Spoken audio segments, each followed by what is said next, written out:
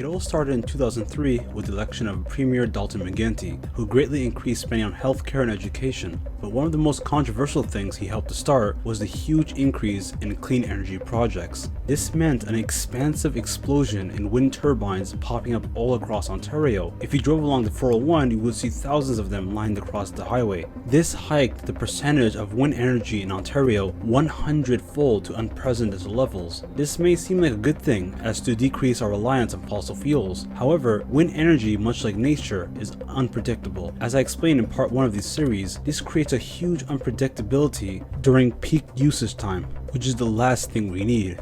But the real issue is exactly how much money was used to build and facilitate these projects. This is an astonishing amount of money. Over $160 billion will be added to the electric bills of Ontarians in order to offset the cost of building these enormous wind turbine projects, at a time when Ontario is already producing more electricity than it needs and even selling it to other provinces and states like New York and Michigan, diversifying into energy sources the province simply didn't need. As I explained in part 1 of this video, this only accounts for 3% of the entire electric output for the entire province. Again, let me explain this. The province paid $160 billion to replace 3% of electricity consumption that was already coming from coal with wind energy. This is simply the entire basis for why Ontario's hydro prices are so out of control, simply to get a 3 to 4% increase in wind energy production.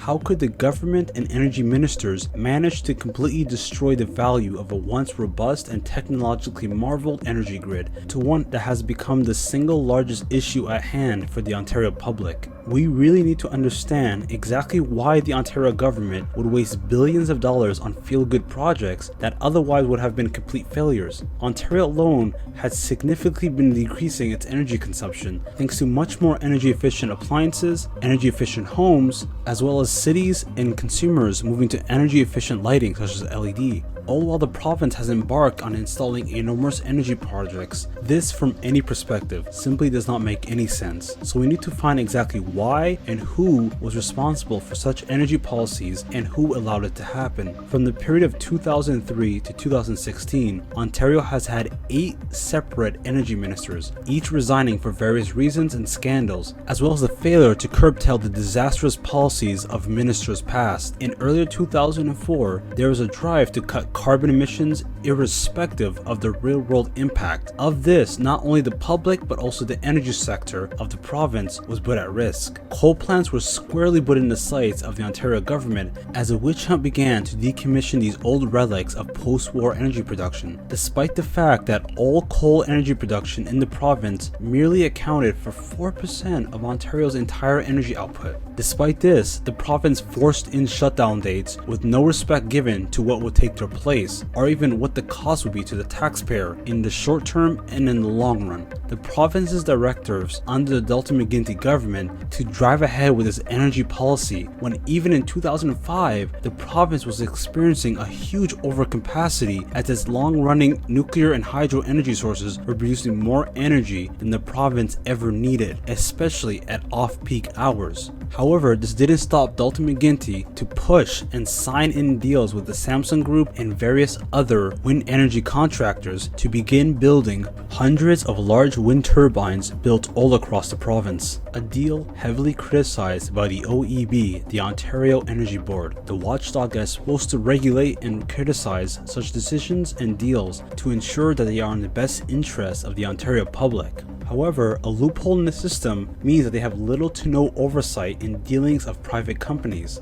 Simply put, Samsung and the other wind contractors do not have to deluge any of their dealings with the Ontario government, allowing them to essentially set whatever price they want, set any terms and conditions they please, all without any oversight or control from the Ontario public. Also, as private companies, they were not forced to disclose such a basic info as the actual energy production of these wind turbines, whether they actually produce 2 megawatts or 10 megawatts of power. We don't actually know until they're actually paid for and built, and by then it's too late. Also, the province doesn't need the approval of the Ontario Energy Board, which is required for any energy policy deals or any energy projects, like they would if they were to build a nuclear plant by the government agency Ontario Power Generation, which would need vigorous vetting, price constraints, and a fair return on dollars invested. Not the case with third-party and private companies. There is an entire debate about the pay of Hydro One's top executives, especially the CEO. However, this merits another video in the near future. Another disastrous policy is the smart meter rollout, to begin charging Ontario customers on different rates of electricity use depending on the time.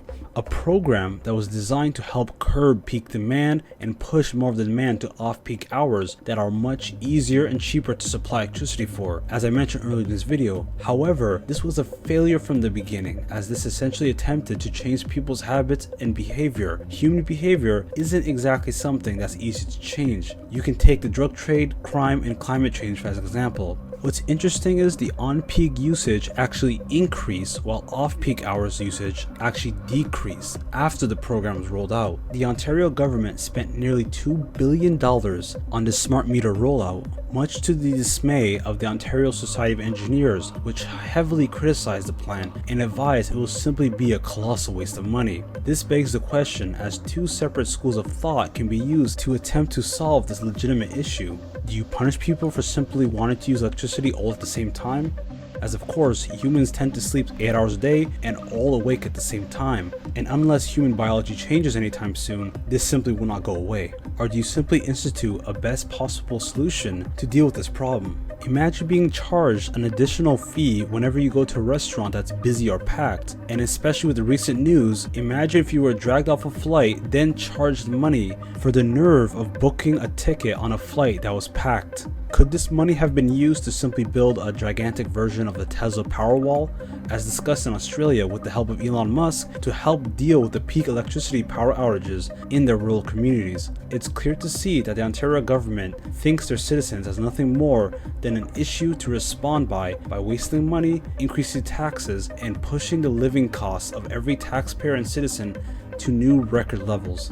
These deals essentially allowed the upfront costs to be pushed out over decades in the form of higher rates and fees to all electricity payers, as an upfront project would require extensive screening and will merit political discussion in Queen's Park. This allowed the McGuinty government to sign deals in private backroom talks, essentially giving billions of taxpayer funds for decades to the wind energy contractors with not even a single bit of oversight. By adding the cost to what's called the global adjustment rate, which is essentially the wholesale cost for electricity, this effectively spreads out the cost of these enormous wind energy projects over years through guaranteed rate payments to the companies building these wind turbines. The Ontario government again does not own these turbines, rather we are effectively paying down these wind turbines until they are fully owned, plus maintenance and guaranteed profits given to these contractors over this entire period of time. Even if the electricity is not needed, it still must be purchased by the Ontario government at a rate of 12 cents per kilowatt.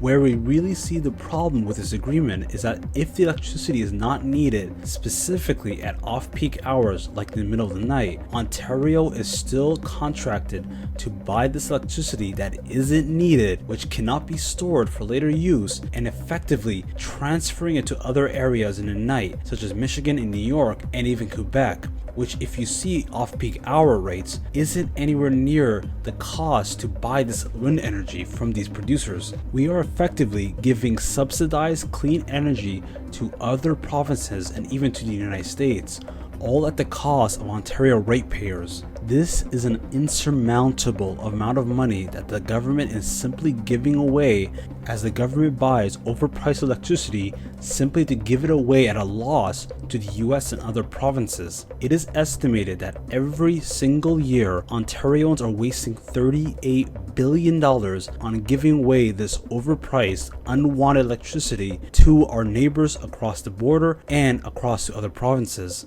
Just to put this in perspective, if this money was saved for 8 years, it would pay off the entire Ontario provincial debt, every single penny of it. And to add insult to injury, the Ontario government, now under Kathleen Wynne, who took power after an embarrassing failure of the gas plant scandal, which essentially wasted $1 billion to build a plant and another $2 billion to simply tear it down. Most of this money went straight into the pockets of the contractors building this plant, simply by a factor of the contract that was signed, essentially promising huge profits for the contractors even if the plant was never built. It does not cost $2 billion to tear down a plant. This was simply a subsidized gift to the contractors, promised and paid for by the Ontario taxpayer. Despite Kathleen Wynne having little to nothing to do with the wind energy projects in the province, she has sat idly by and done little to nothing to fix or even curtail the serious uptake in electricity prices all across the province. Recently, in December 2016, the Kathleen provincial government announced a rebate program to help curb the relentless rise of electricity bills by rebating 25% of all Ontario electric bills, essentially moving the burden from the ratepayer onto the taxpayer, and adding an estimated $25 billion to the provincial debt by the end of 2018, all without dealing with the underlying issue of spending enormous amounts of money we simply did not have for enormous wind projects we simply didn't need.